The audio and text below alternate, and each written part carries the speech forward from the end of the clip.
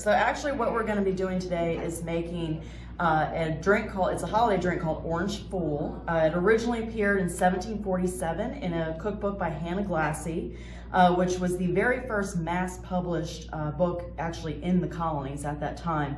And then it was later republished in 1805. So this recipe is based on her recipe. So I wanted to try and do something not only for the holidays, but also something colonial as well. This would have actually been a pretty expensive drink to make at the time. We were not allowed to manufacture anything here in the colonies. After 1773, after the Boston Tea Party, when we basically stopped, importing things from England, we were getting a lot of things from the Caribbean, what was then referred to as the West Indies.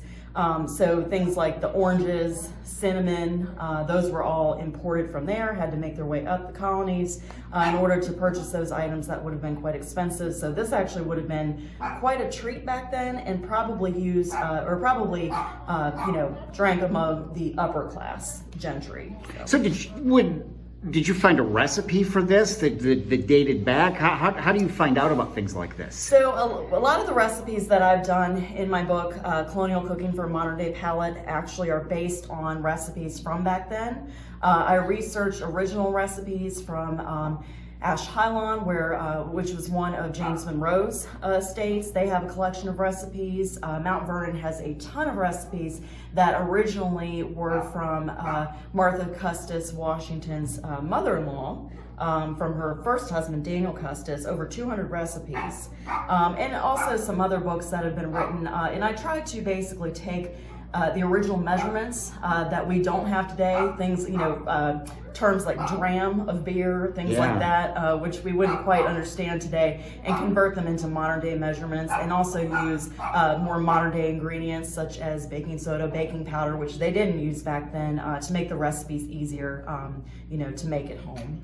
When you taste things from colonial times, did it taste a lot like the kind of things we eat today? A lot of it. If you've ever been to some of the colonial taverns up and down the East Coast, a lot of the food there is stuff that's included in the book, including, Williamsburg, some things from Philadelphia. Taverns really did play a huge part in the Revolutionary War. This is where our founding fathers and other patriots were meeting to basically plan the revolution. I mean, they wrote documents in there, they had meetings, they were storing weapons, things like that. So really the seeds of sedition were sort of planted in taverns, and a lot of that would have been with this tavern-like food. How fun to research. There's so many elements of the past, but to do food, this would be really interesting. Well, I like to eat, if you can't tell, so, and I like to cook. And I actually, my sister was a cook. She loved to cook, and she made everything from scratch. And she actually passed, so I wanted to also do this book in memory of her, and the book is dedicated to her. So that, it was kind of my way of celebrating her, but also, it's really interesting just to look at documents from that time period and see how they did things. And they, of course, we have so many modern day conveniences. The butter that I'm going to put in there today was not churned by me. Back then they would have had to churn their own butter and cream and, wait for all these imports. So I've made it slightly easier that's why it's called Colonial Cooking for a Modern Palate. So describe, so what are you going to do here? How are you going to do this? So I'm basically, in order to make this Orange Fool, I'm going to pour the ingredients that would be used. For convenience sake and time's sake, I'm not going to squeeze 6 oranges in front of you. I didn't think so. Yes. So I have, brought ingredients that, such as the orange juice already in the jar, and we're just going to mix these things together. And then usually you would simmer this over the stove. We're not going to be cooking in here today because this kitchen does date to 1804. It is one of the oldest freestanding kitchens in Fredericksburg. So we don't, want any accidents or anything today. So go to it. How are you going to do this? So what we're going to do is we're actually going to mix the ingredients, and then I'm going to pour the drink. So the first thing we're going to do is we're actually going to mix our orange juice, and keep in mind this should be fresh squeezed. It tastes much better fresh squeezed. Then we're going to add our cream.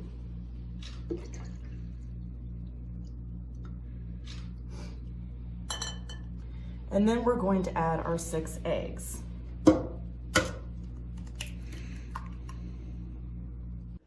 Now this butter, usually if we were simmering this would be the last thing to go in. So we're going to add that in. And then I have actually pre-mixed, this is 1 teaspoon of nutmeg and 1 teaspoon of cinnamon. You're gonna add that as well. And all these ingredients should be put in your pan as you're simmering it on low heat over the stove. So we're just gonna mix that together.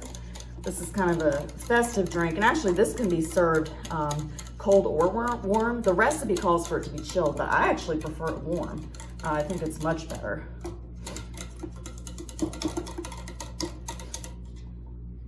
All right. And then we're actually going to add our sugar. This is just like any other cooking would be, but you're making a colonial drink. I am. So in obviously the ingredients wouldn't come in the jar, so we would usually just have these little sacks, and we're just gonna put some more cinnamon and nutmeg in there. And give it one last stir.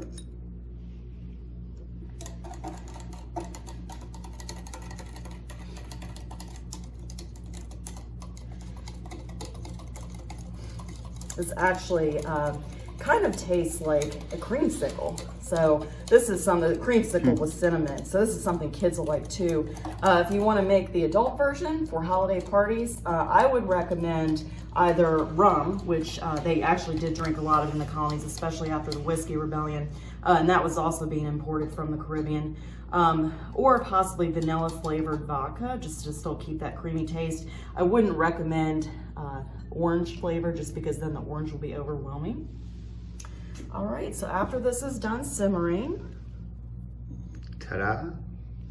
We are just going to pour it in our Jefferson style cups here. Excuse my unmelted butter. And now that cinnamon will not show or be frothy, of course, after you cook it. And we just want to decorate it with a cinnamon stick there, possibly an orange wedge if you have those left over, and then you have your holiday drink. And to have it something like that and to say that it dates back, that's pretty cool. It is cool. It is cool to think that they actually made these things back then, and the amount of time it would have taken. I mean, we just did this in a few minutes. You know, churning the butter, getting all those imports would have taken many hours during the day. And often they would have been cooking nonstop. That's one of the reasons that the kitchens were separated from the houses, was not only for fear of fire, but also you have those constant smells going, that constant heat that you wouldn't necessarily want in the house. So we're in the kitchen part at the Mary Washington House, yes, sir, downtown, and you were saying that this is the oldest kitchen in Fredericksburg? Yes, the oldest freestanding separate kitchen in Fredericksburg. Fredericksburg is, I mean, we have a ton of history here. I think a lot of people are aware of our Civil War history in this area. And then they come here and they find out just how much Washington family history we have. I mean, between Ferry Farm, where they grew up, which they actually called the home farm. We have the Mary Washington House here. The Rising Sun Tavern down on Caroline Street was originally Charles Washington's home, George's youngest brother, that was completed in 1762 when he moved in. Hugh Mercer's Apothecary is here. James Monroe had his law office here. Just a ton of history in Fredericksburg. It's a fantastic place to visit. Well, this is fantastic because we don't tend to think about, we know all the stories about people going here and there and what they did, but just what they ate is a whole nother area. And a lot of our food today, we eat a lot of the same things. They just had to work harder for it. Yeah. You know, they did their own fishing and hunting and all that, and slow cooked everything. So I honestly think the food back then may have even tasted better. Interesting. All homemade. Interesting. So, and your book is, you talk about your book and where we can get that. So my book is Colonial Cooking for a Modern Day Palate. So this actually is available in the Mary Washington House Museum store. Mary Washington House is open for tours from Friday through Monday, 12 to 4. We do tours every half hour. And the museum store is also open during that time. So it's a great place to come and Christmas shop. My book is available in there, but then also that we have several other books that are fantastic here. One written by our manager, Michelle Hamilton, on Mary Washington herself. That's a fantastic book. So we do offer a lot in that store. It's one of the few museum stores that's actually open right now, so we do encourage you to come do some Christmas shopping. This book I will show you in here. This actually is the recipe for Orange Fool. Okay. So inside's kind of pretty. They made it look like old parchment paper with the wax seal and everything. And it also says, which recipes are actually mine, and then which ones are adapted from other recipes. So. And like you said, there's when you're dealing with colonial recipes, there's a lot of adapting that has to be done. Yeah, as far as measurements, cooking, speeding things up. But these are all recipes that you can make at home. I mean, not only do I have holiday drinks, but there's desserts in there, main dishes, soups, stews. There's actually 64 recipes in the book. And a lot of those, drink recipes I was talking about, like the Chatham Artillery Punch, those are included in here as well. A lot of fun things to do with your kids too. Yes, absolutely. When you're talking history, this is another area. Yes, absolutely. Well, thank you. We'll do more of this. It's interesting looking at colonial food, and it just kind of brings us closer to yes, sir. those times. Yes, sir. Yeah, absolutely. Thank you so much. We really do appreciate it. And we hope you come out to the Mary Washington House and also to our museum store as well.